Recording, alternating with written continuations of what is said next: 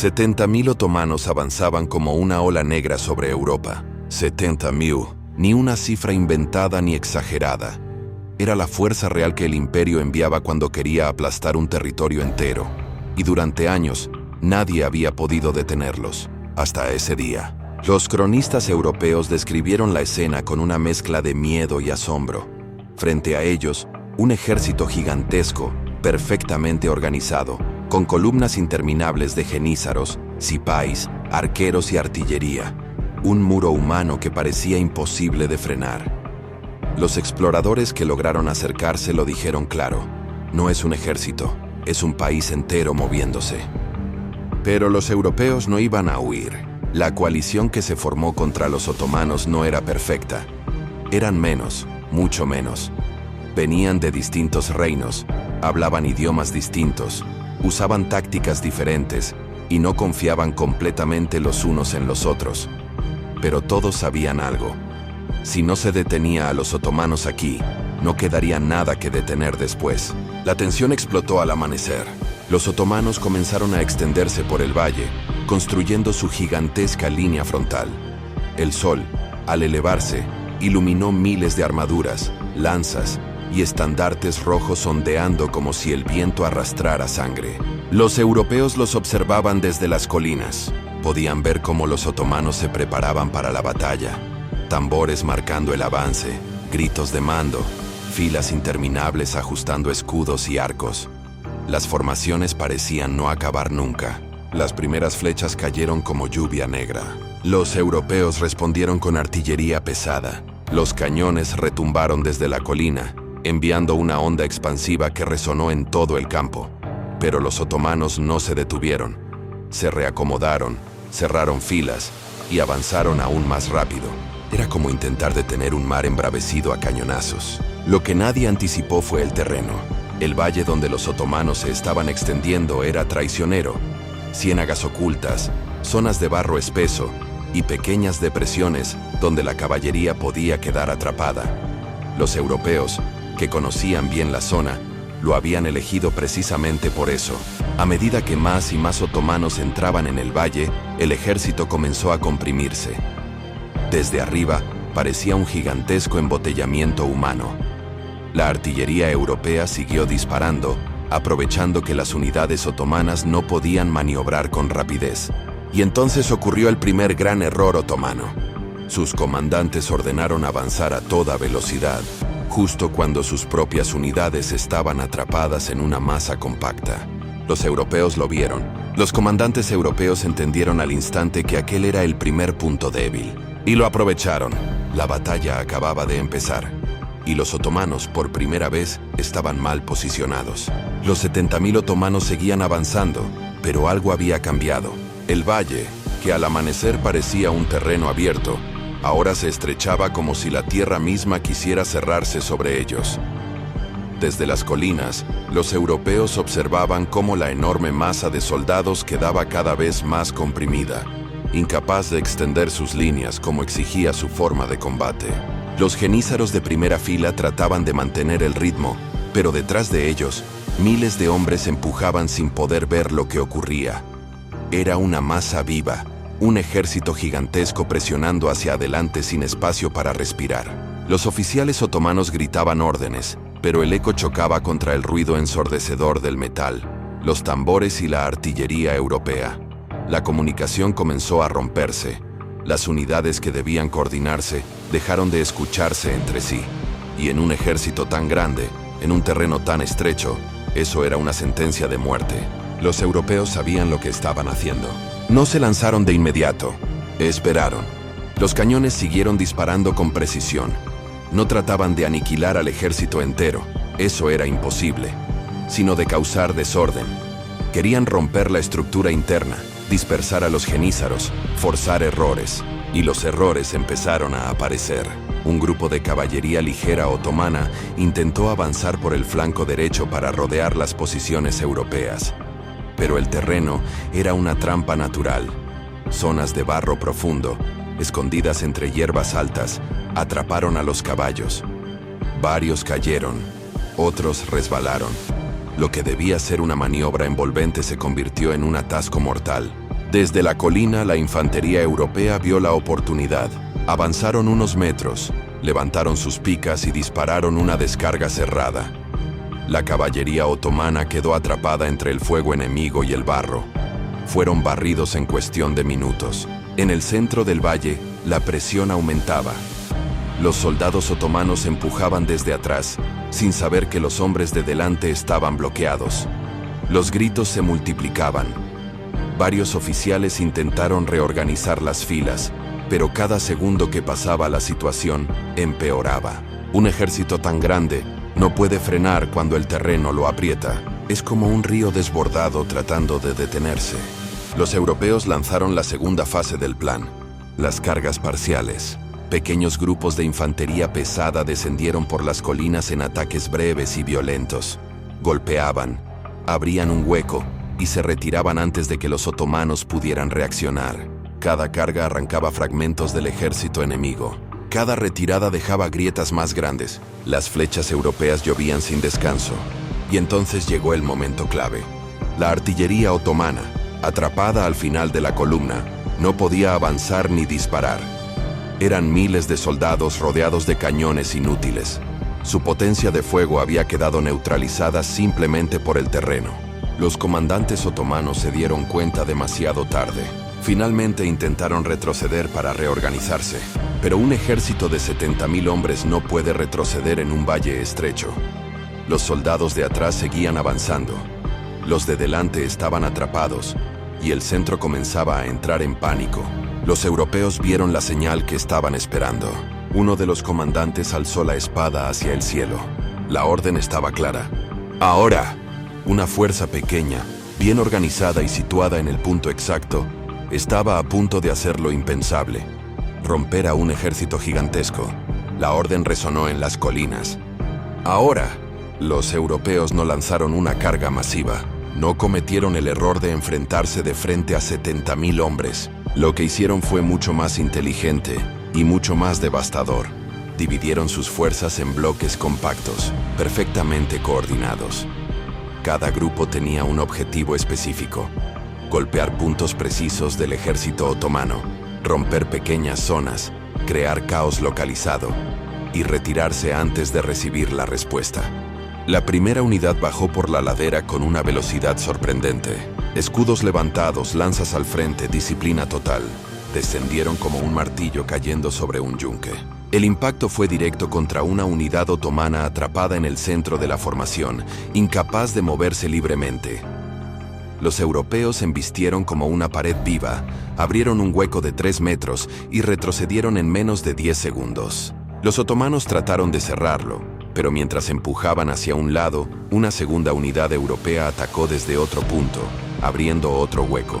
Después una tercera y una cuarta, golpe tras golpe, como si un ejército invisible los estuviera mordiendo desde dentro. Y aquí vino el colapso psicológico. Cuando un ejército enorme está comprimido, cansado, incapaz de maniobrar y sin espacio para respirar, incluso un ataque pequeño puede causar un pánico masivo. Es algo documentado en todas las guerras. El miedo se contagia más rápido que el fuego. En la línea central otomana, varios soldados gritaron que estaban siendo rodeados. No era cierto, pero en medio de un caos así, la percepción lo es todo. Cundió el pánico. Algunos intentaron retroceder, otros avanzar, otros romper hacia los lados. El ejército se partió, literalmente.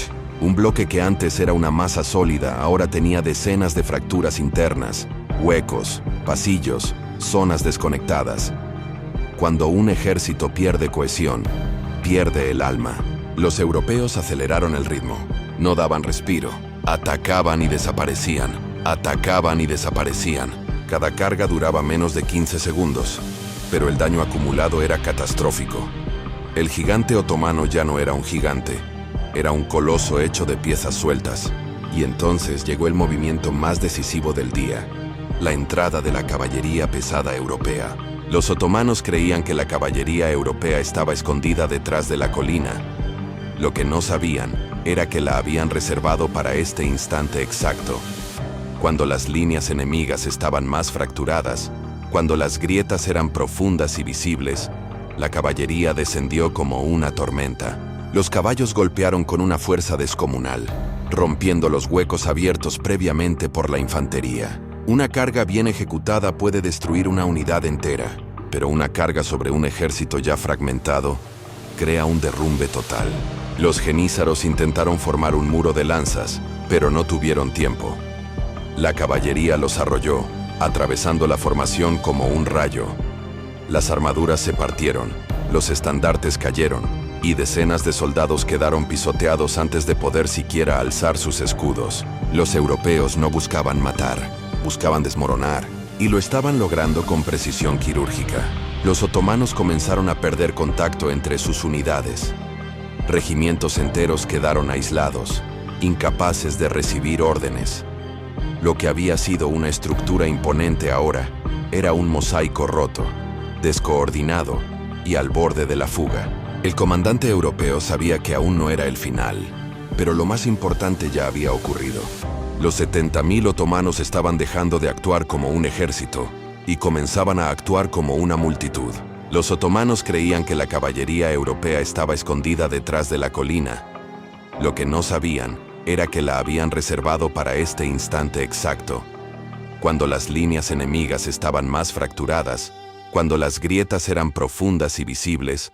La caballería descendió como una tormenta. Los caballos golpearon con una fuerza descomunal, rompiendo los huecos abiertos previamente por la infantería. Una carga bien ejecutada puede destruir una unidad entera, pero una carga sobre un ejército ya fragmentado crea un derrumbe total. Los genízaros intentaron formar un muro de lanzas, pero no tuvieron tiempo. La caballería los arrolló, atravesando la formación como un rayo. Las armaduras se partieron, los estandartes cayeron, y decenas de soldados quedaron pisoteados antes de poder siquiera alzar sus escudos. Los europeos no buscaban matar, buscaban desmoronar, y lo estaban logrando con precisión quirúrgica. Los otomanos comenzaron a perder contacto entre sus unidades. Regimientos enteros quedaron aislados, incapaces de recibir órdenes.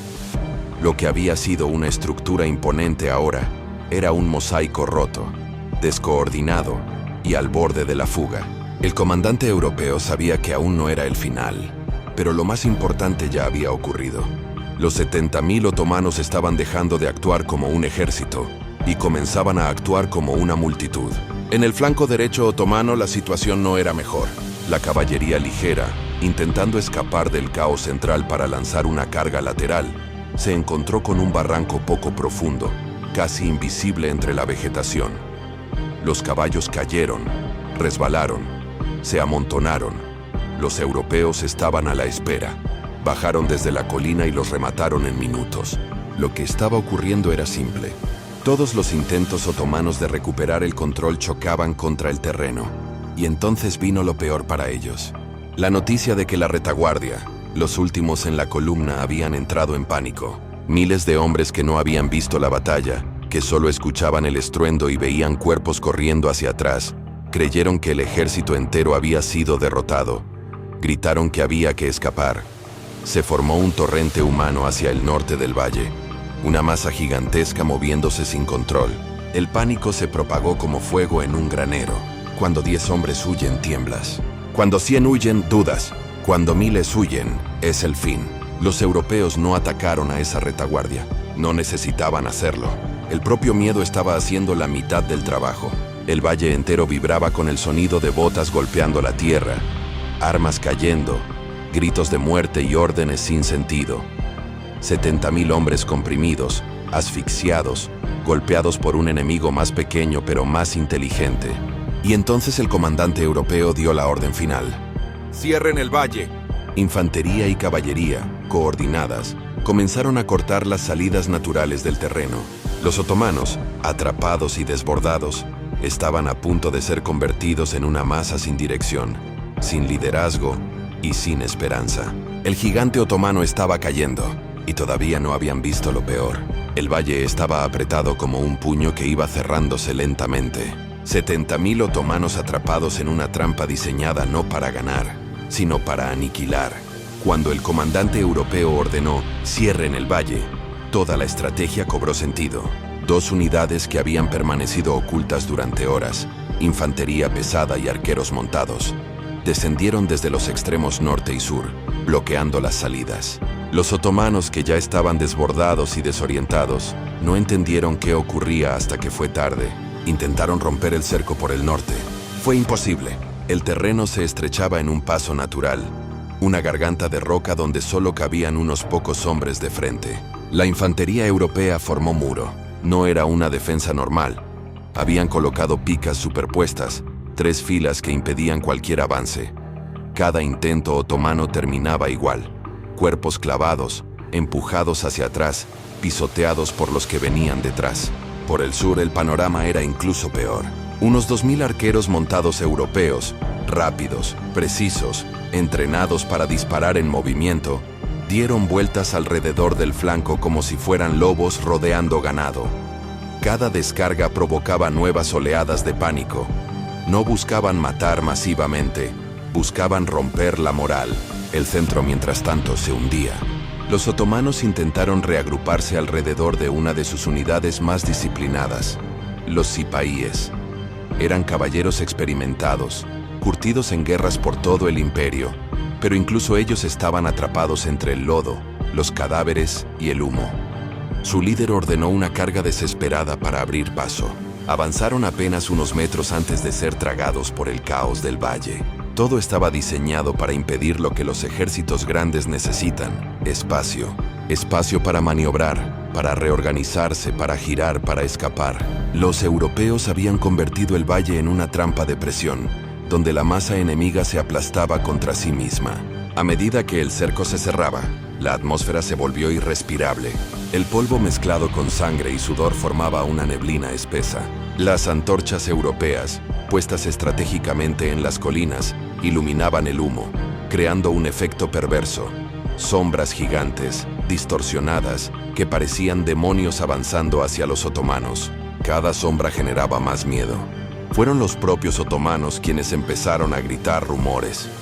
Nos rodean 10.000. Vienen refuerzos europeos. Es una emboscada total. La realidad era otra.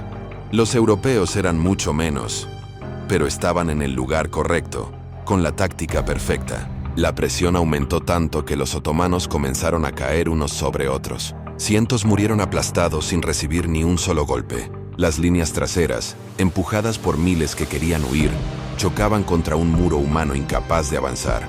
Los europeos lo vieron y no dudaron. Las unidades de caballería pesada descendieron por las colinas como un martillo cayendo sobre una tabla. El sonido del metal contra metal retumbó por todo el valle. Una carga perfecta, sincronizada, directa al centro otomano, el centro donde el enemigo estaba más comprimido. Cada golpe dividía a los otomanos como si fueran agua empujada por un barco. En ese momento, muchos otomanos comprendieron que la batalla ya no era una batalla, era una masacre controlada. La retirada no era posible, las salidas estaban bloqueadas, la disciplina había desaparecido y el enemigo atacaba desde posiciones elevadas, con una moral inquebrantable. Los europeos avanzaron lenta pero implacablemente. No se detuvieron. Cada minuto que pasaba, el cerco se cerraba más. Los 70.000 otomanos estaban oficialmente atrapados. No había salida, no había aire, no había esperanza, y lo peor aún estaba por llegar. Las primeras luces del amanecer revelaron un campo que ya no pertenecía a los vivos. Entre columnas de humo, restos de estandartes rotos y miles de cuerpos silenciosos, los otomanos comprendieron al fin lo inevitable. Aquella batalla no era una simple derrota, era un colapso total. Los supervivientes, pocos, exhaustos, irreconocibles, avanzaban tambaleándose, como si no aceptaran aún la magnitud del desastre. No eran soldados huyendo, eran sombras. La disciplina otomana, famosa en 3 continentes, había desaparecido. Lo que quedaba era solo un eco. Al otro lado, el comandante enemigo observaba el horizonte sin celebrar nada.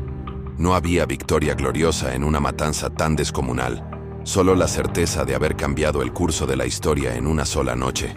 Su ejército, mucho menor en número, había ejecutado una maniobra imposible: encerrar, dividir y aplastar a un coloso militar que creía que nadie podía amenazarlo.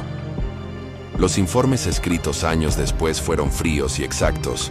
Decenas de miles de soldados otomanos no volvieron jamás.